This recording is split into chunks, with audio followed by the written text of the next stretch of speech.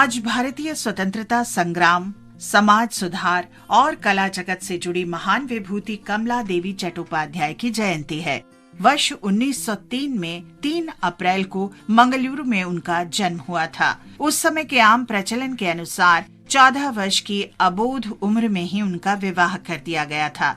विवाह के 2 वर्ष बाद वे विधवा हो गयी। बाद में कमला की मित्रता सरोजिनी नायडू की छोटी बहन सुहासिनी चट्टोपाध्याय से हुई, जिन्होंने कमला को अपने बड़े भाई हरिंद्रनाथ चट्टोपाध्याय से मिलवाया। कला और थिएटर के प्रेमी कमला और हरिंद्रनाथ ने भारी सामाजिक विरोध के बावजूद विवाह कर लिया। कमला के श्वशुर एक प्रगतिशील विचारक थे। उन्होंने कमला को अपनी शिक्षा जारी रखने के लिए प्रोत्साहित किया।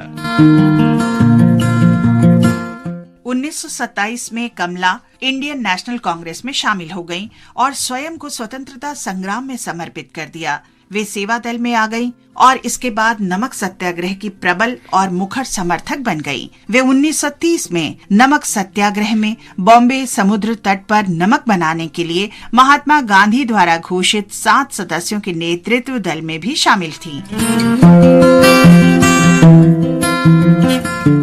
जब द्वितीय विश्व युद्ध शुरू हुआ तब कमला देवी इंग्लैंड में थीं। उन्होंने अन्य देशों के समक्ष भारत की स्थिति स्पष्ट करने के लिए तुरंत विश्व भ्रमण शुरू कर दिया और युद्ध के बाद आजादी के लिए अंतर्राष्ट्रीय समर्थन जुटाया। 1947 के बंटवारे के दौरान कमला देवी ने प्रवासियों के लिए नए घर की व्यवस्था करने में अथक परिश्रम किया। उन्होंने बंटवारे की यातना भुगत रहे लोगों को स्वास्थ्य सुविधाएं उपलब्ध कराने में भी मदद की। कमला देवी ने महिला उत्थान के लिए अनवरत कार्य किया। उन्होंने सहकारी आंदोलन में अग्रणी भूमिका निभाई, जिससे देश में महिलाओं की सामाजिक आर्थिक स्थिति सुधारने में मदद मिली। कमला देवी का कला से गहरा लगाव था। उन्होंने भारत में कला और संस्कृति को बढ़ावा देने का अनवरत प्रयास किया। उन्होंने हस्तशिल्प और कपड़ा उद्योग के पुनरुत्थान पर ध्यान केंद्रित किया।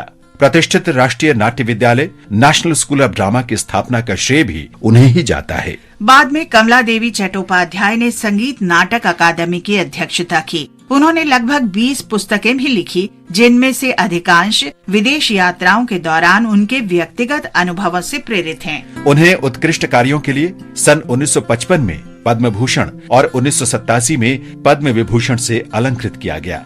सामुदायिक नेतृत्व के लिए उन्हें 1966 में रेमन मैग्सेसे पुरस्कार दिया गया। 1974 में संगीत नाटक अकादमी ने उन्हें अपने सर्वोच्च सम्मान रत्न सदस्य और शांति निकेतन ने अपने सर्वोच्च सम्मान देशिकोत्तमा से सम्मानित किया। 29 अक्टूबर 1988 को कमला देवी चट्टोपाध्याय ने अंतिम सांस ली। महान विभूति कमला देवी चट्टोपाध्याय को शत शत नमन। आज हम ब्रिटिश भारतीय सेना में लुधियाना सिख रेजिमेंट के सिपाही बूटा सिंह, चूहूर सिंह और इमाम अली की भी याद कर रहे हैं, जिनकी आज पुण्यतिथि है। वे 1857 में सतलज डिवीजन में नियुक्त थे। दिल्ली और मेरठ की गतिविधियों से प्रभावित इन सिपाहियों ने आजादी की पहली लड़ाई के दौरान ब्रिटिश सेना के खिलाफ युद्ध में सक्रिय भाग लिया। हालांकि ब्रिटिश सैनिकों ने उन्हें गिरफ्तार कर लिया और उन पर ब्रिटिश शासन के खिलाफ विश्वासघात और विद्रोह का आरोप लगाया गया।